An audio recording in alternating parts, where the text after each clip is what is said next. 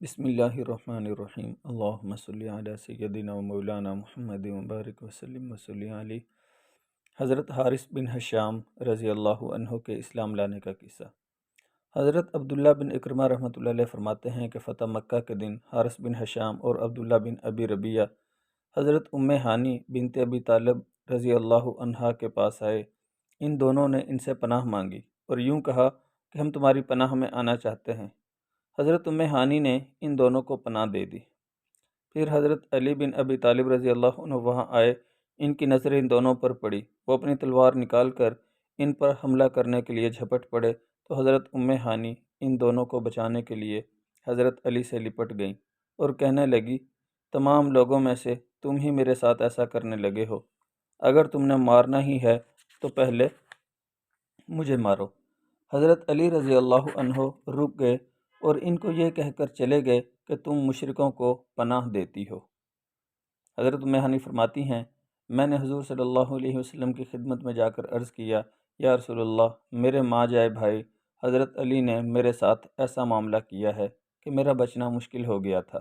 میں نے اپنے 2 مشرک دیوروں کو پناہ دی تھی، وہ تو قتل کرنے کے لیے ان پر جھپٹ پڑے۔ حضور صلی اللہ علیہ وسلم نے فرمایا، انہیں ایسا نہیں کرنا چاہیے تھا۔ جس کو تم نے پناہ دی اسے ہم نے بھی پناہ دی، جسے تم نے امن دیا اسے ہم نے بھی امن دیا۔ حضرت ہانی نے واپس آ کر ان دونوں کو ساری بات بتائی۔ وہ دونوں اپنے گھروں کو چلے گئے۔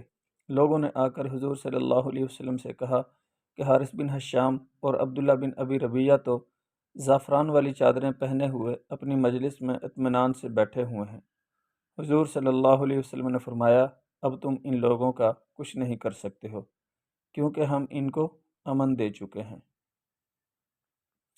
حضرت حارث بن حشام فرماتے ہیں کہ میں بہت دیر تک سوچتا رہا کہ حضور صلی اللہ علیہ وسلم نے مجھے مشرکین کی ہر لڑائی میں دیکھا ہے، اب میں ان کی خدمت میں جاؤں گا تو ان کی نگاہ مجھ پر پڑے گی اور اس سے مجھے بہت شرم آئے گی۔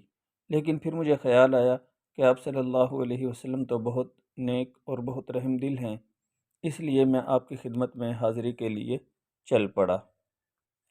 جب میں آپ صلی اللہ علیہ وسلم کے پاس پہنچا تو آپ مسجد حرام میں داخل ہو رہے تھے۔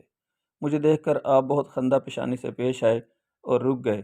میں نے آپ صلی اللہ علیہ وسلم کی خدمت میں حاضر ہو کر سلام کیا اور کلمہ شہادت پڑھ لیا۔ آپ صلی اللہ علیہ وسلم نے فرمایا، تمام تعریفیں اس اللہ کے لیے ہیں جس نے تم کو ہدایت دی۔ تمہارے جیسے آدمی کو اسلام سے ناواقف نہیں رہنا چاہیے۔